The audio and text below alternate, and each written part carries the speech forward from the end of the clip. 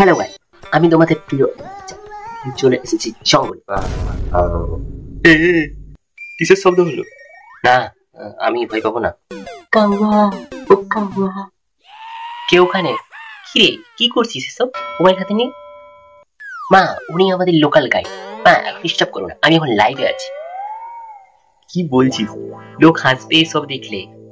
তো চলো, অভিযানে কি কি আছে দেখা যাক। আরে দেখে বস, না হলে শখ খাবি। দেখছিস তো তারপরে আছে। তো দেখুন, আমরা এখন দেখতে পাচ্ছি বিরল প্রজাতির লোদা। এটিতে বিষও থাকতে পারে, মানে এটি বিষাক্ত হতে পারে।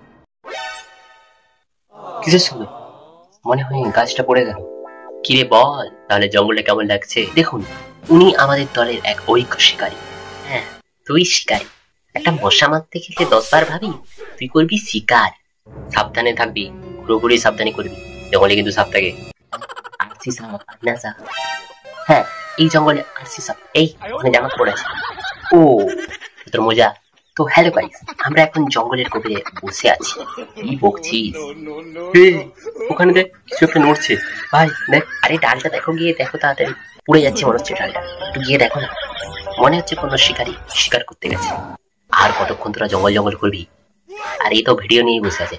খেতে চল, খেতে দাও। চ খাবি চ। এই জঙ্গলে কিন্তু পদে পদে বিপদ। হ্যাঁ, সব তো পেটের খিদে, আর কিছু না। কিন্তু আমরা দমে যাব না। কি লাগলো মাথায়?